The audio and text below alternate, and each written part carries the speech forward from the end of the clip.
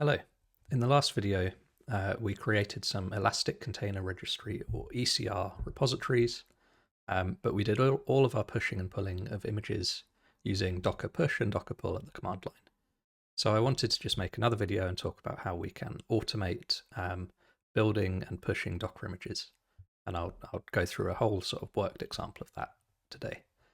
I'm going to use a Golang program that I'll write just to give us an example that we can build and push, but you can use this with any Docker file that you have and an image as well if you're not building the image, but if you just wanted to, say, mirror an existing image into a private ECR repository. So let's get started. First thing I'm going to do is make a new directory, and then because I have Go installed, I can use go mod init to create a new Go module. But if you don't have Go installed, don't worry, because we're going to use a Golang image to build this program. So if you don't have it, all you'll need to do if you want to follow along is create a go.mod file in your application directory and put in a module name. I've used cloudjester.com/go example, but often you might find this is github.com/ your organization and then your repo in GitHub. And because of the version of Go I'm using, I've ended up with 1.24.1 here, which is fine. This Go mod would have dependencies in it. Once we start writing a program, if we use third-party dependencies that aren't in the standard library of Go, they will end up sort of imported and listed in here. But for the time being, this is all you need. So if you are following along and you don't have Go mod, you don't have Go on your path or installed, you can do this. Now let's create our main.go file. I'll make sure that's in the right place. And I'm just going to do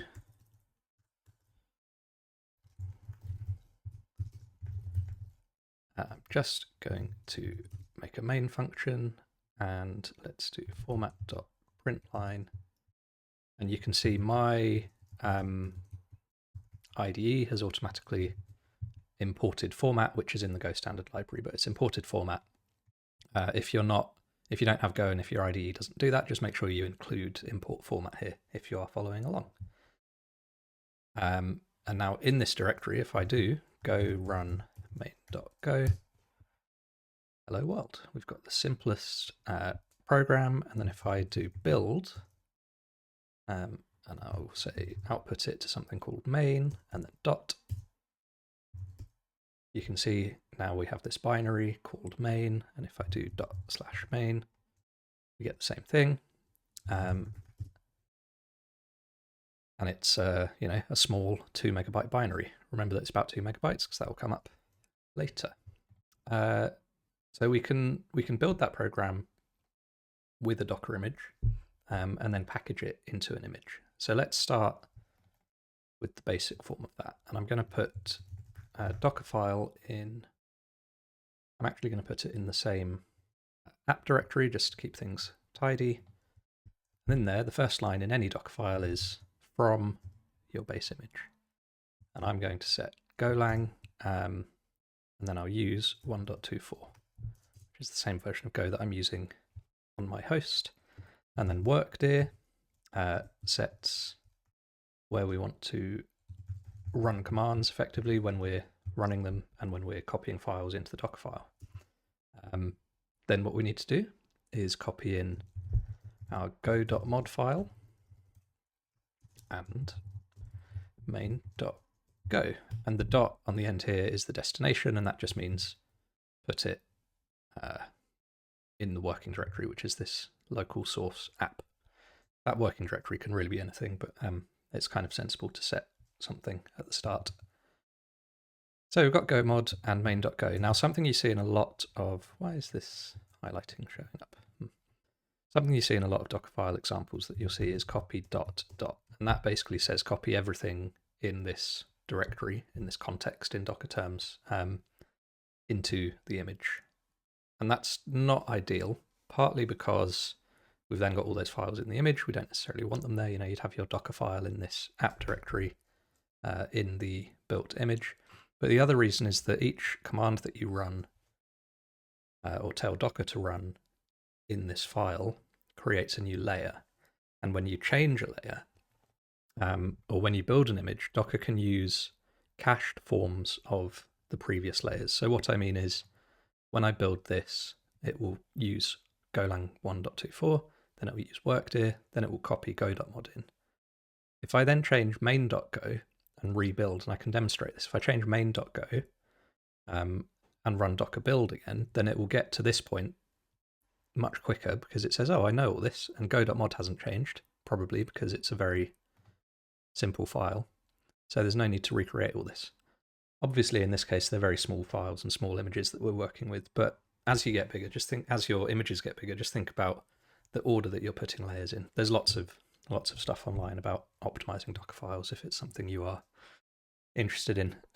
So we've copied the file in. Now what we want to do is build it. So just as I did in my command line, I want to output it to a certain point, and then this argument on the end is actually the argument to the go build command, which is saying go build in this directory and output it here.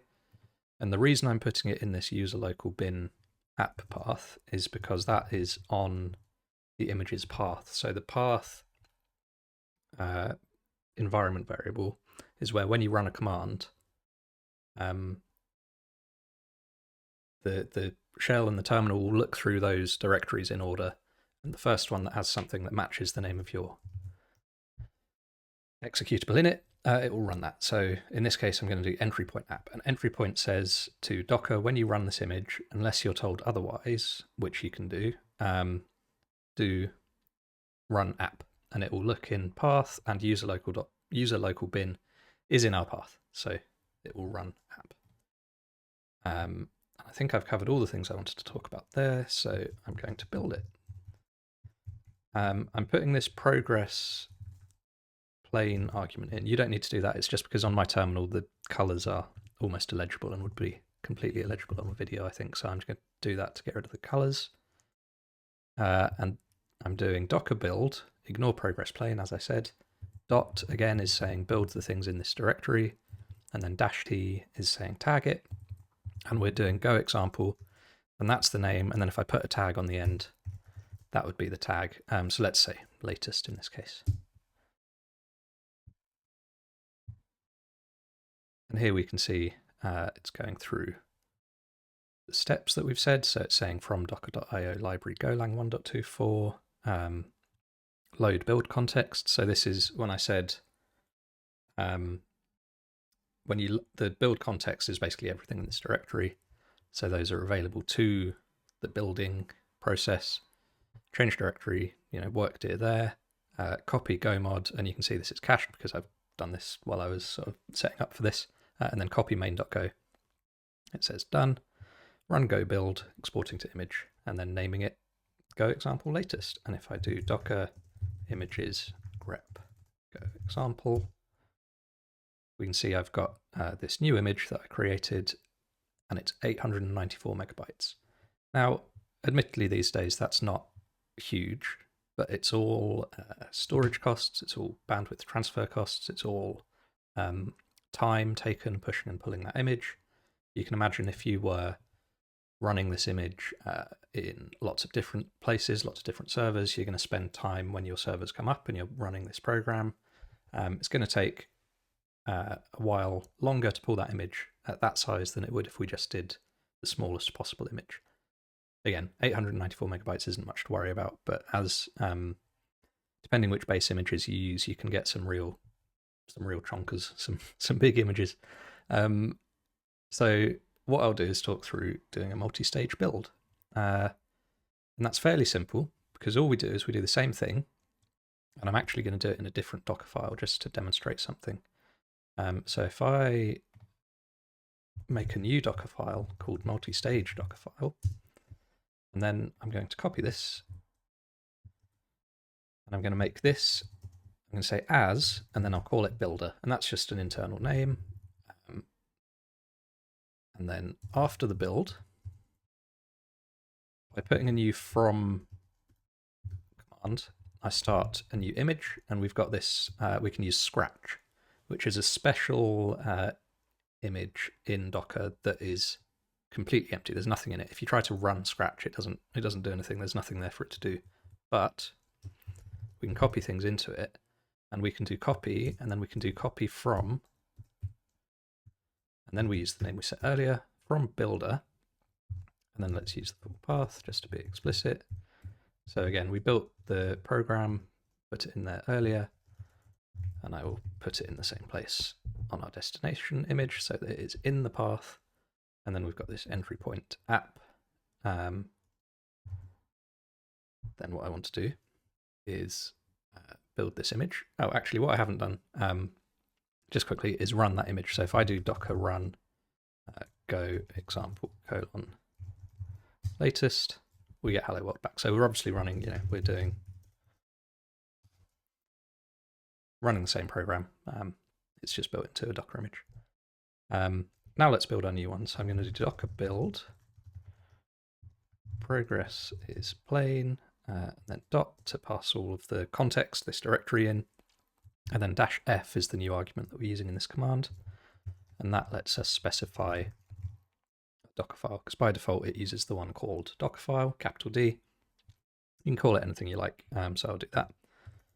And then I'll tag it and I'll say go example ms for multi-stage, just to compare them. Again, you can see how quick that was because it had cached all of the previous stages. So we've now got this go example ms. I can run that. I get the same output, but if I look at the images, I'm just going to expand this slightly so you can see it. 894 megabytes versus 2.18 megabytes. Ignore that says 40 minutes ago. There's clearly some layers from when I was doing this before to test it. The important thing here is that we've got an image that does exactly the same thing, and we've gone from nearly 900 megabytes to 2 megabytes. And just to demonstrate the caching and spell out the process that you might go through with this, if I then go in here, and if I say, hello, nice world, if I build again, so I'm going to do the multi-stage build.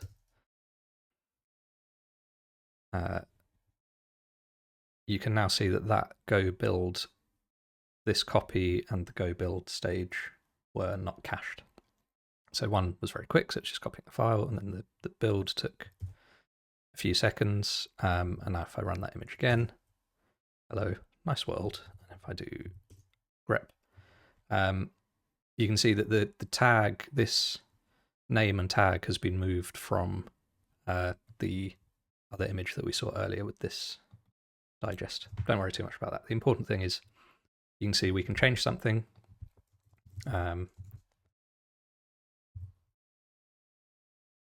And rebuild it. Again, this is all cached because it's a version that I've used before. And run it, and we've got hello world.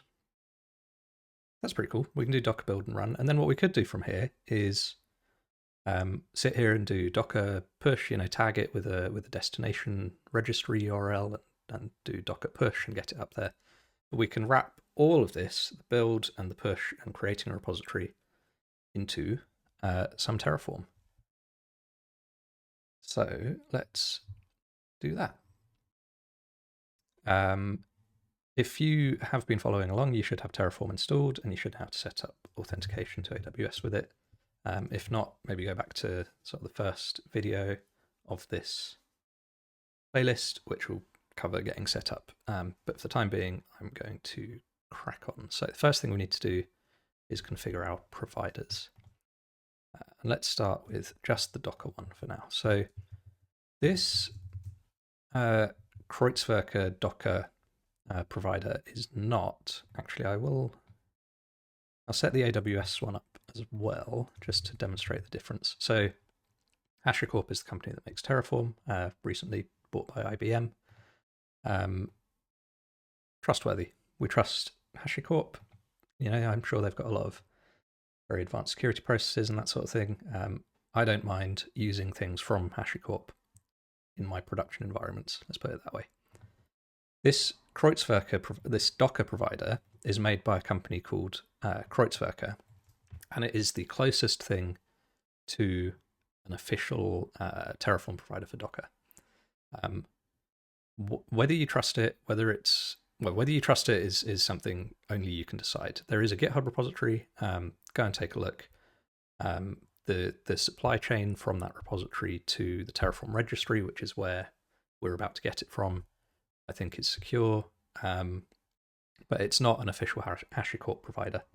I just wanted to go over that just for security reasons, and also to demonstrate that there effectively are third-party plugins that you can bring in to Terraform to do things other than work with AWS. And a lot of the providers are official HashiCorp ones, but for whatever reason, they haven't created an official HashiCorp Docker provider. So we'll use this one, it's fine.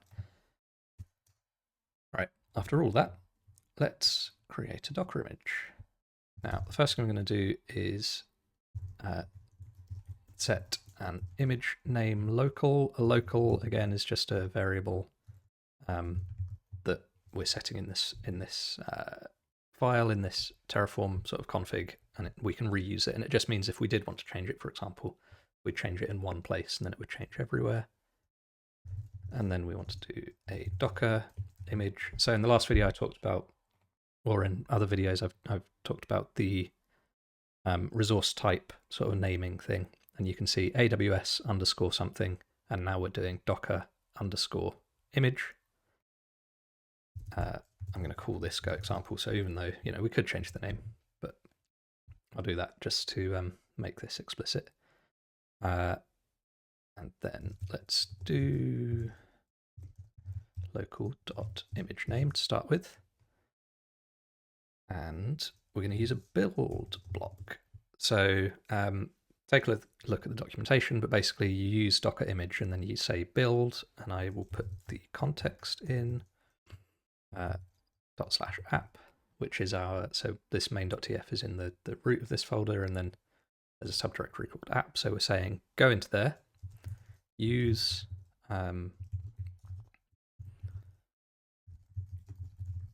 this Docker file, which is the multi-stage Docker file that gives us a smaller image.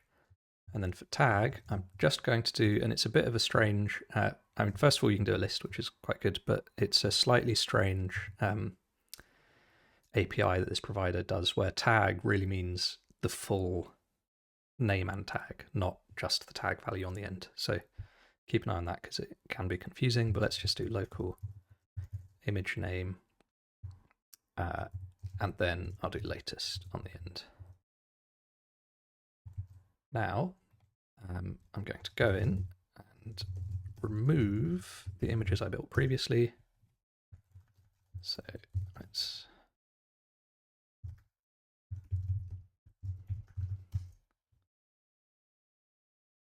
because I ran it, so I think I can just do and then go example -ms. I could go in and remove the container properly, but this is quicker. And it's not actually running that container, so it doesn't matter if I remove the image out from underneath it. Okay, so I've created this Docker image resource, and it says build it, use this Docker file, and if I go in here, we can see I no longer have any go example images. So the first, what I want to do is change the directory up here. We can see we've got that main.tf. Do a Terraform in it. So it'll go away. Grab the AWS provider, the Docker provider. We see this .terraform appear, ready to go. Let's go into an apply rather than a plan. Say yes. That was very quick because although I removed the images, the layers would still be there underneath. But the point is that, which I'll show in a minute, I can do Docker images grep go example, and I can see that image again. So it's clearly that Terraform apply led to the image being there. And if I go in and change, let's run that Docker run go example. That's there, and then great world. The Terraform apply again. See, there's no way that the provider knows, or the resource, or there's Terraform. We haven't told Terraform to rebuild this image when something changes. So we need to go and do that. And what we want to do is use the triggers block here. And you can see I'm now getting suggestions from the language server from my IDE because I've got the provider installed. So this key, I think, can be anything. I'm going to use contents hash. And then I'm going to set a local, which is contents hash. And this is a bit fiddly, but I can talk through it. So we want to do a SHA-1, so a sum, like a checksum, the hash of all of the files.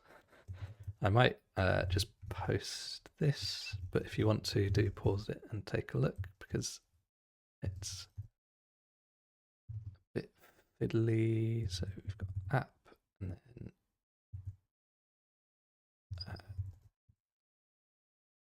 bear with file SHA-1. Okay, so what this monster is saying is, first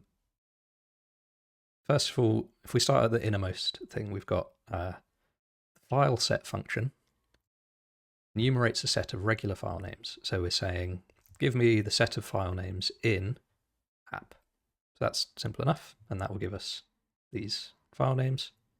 Then we say, for each of those files, give me the SHA-1 hash, the sum, the checksum, the hash.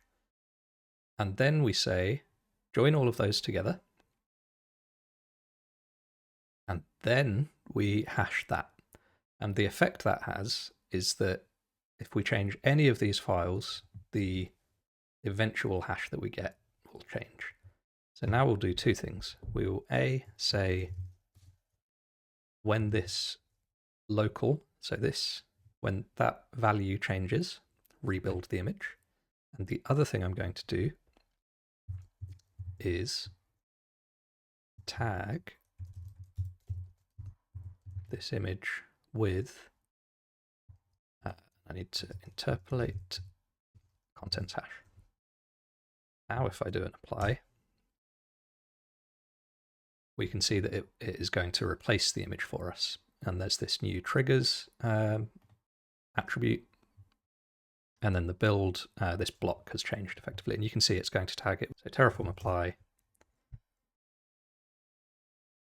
It's removed one. And then if I do Docker images, go example, you can see we've got, and the this is the digest, so, or the start of the digest. So they're the same image and we've tagged them both latest and with this SHA. And I'm actually just going to check if I change something. So let's say hello, noisy world. It's possible that it doesn't like moving the tag around.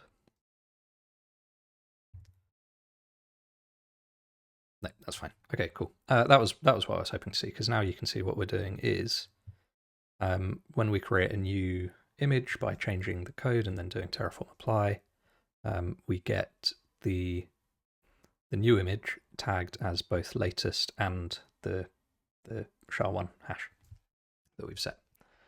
So we've got the image building. Now let us create an ECR repository in Terraform. So I've got the AWS provider already, so I'll do ECR repository. I'm going to address it as go example, and I'm going to do name is this, local, and I'm also going to set force delete true, just so that later when I destroy this, I don't have to go in and delete all the images we make. But obviously, if you're using these images in like production, you may want to set that to false, or leave it unset. The default is false, so that if you mess up with the Terraform here, you don't go and delete all the images, which is probably not what you want to do in almost any case, unless you're recording a video like this. Right. So that will create a repository for us. And then what I need to do is create a remote image. So Docker, the Docker provider has Docker registry image. And then I'm going to address this as go example. And I'm going to set the name of this one.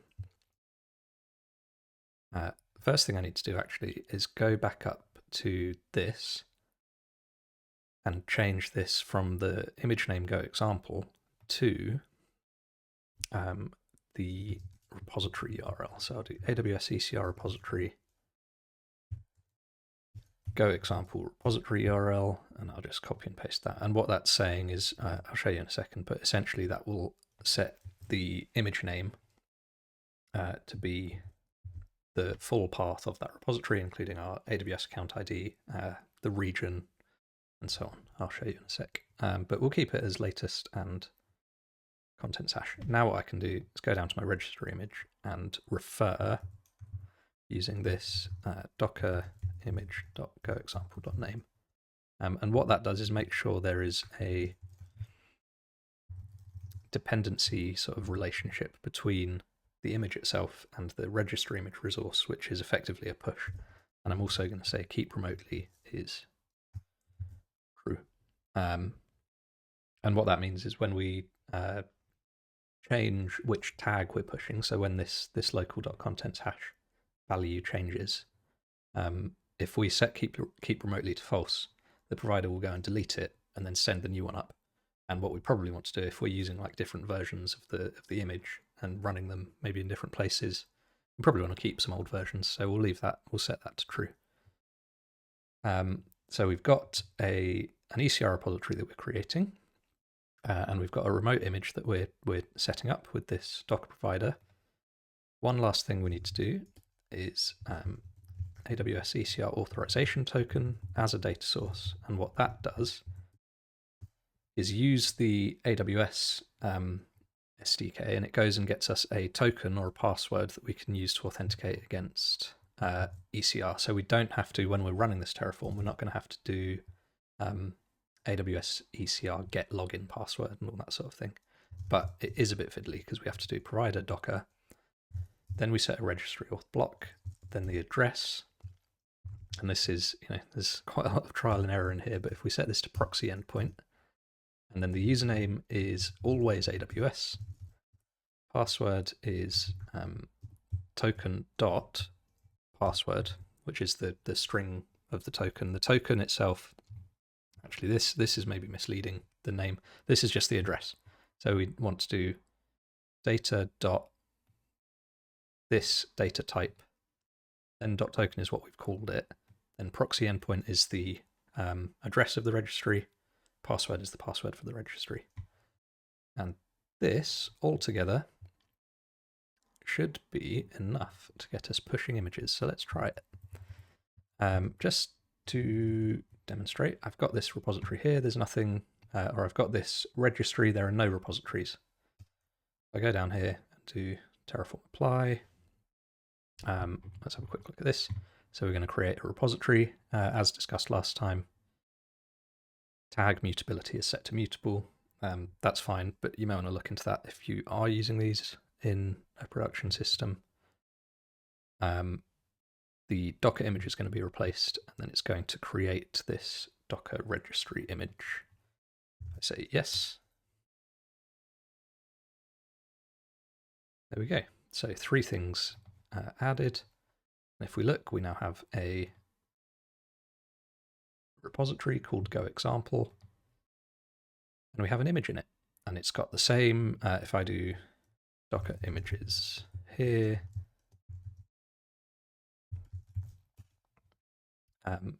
you can see the new image, or the new sort of tags at any rate, have the full name, the full URI of the image, and then we've got latest and this. I haven't pushed the latest tag up to the remote repository. We could, I think the way to do it would be just to create another Docker registry image resource, but you can, it's an exercise for the reader or the watcher. And now just to demonstrate, if I go into here and if I change this to something completely different,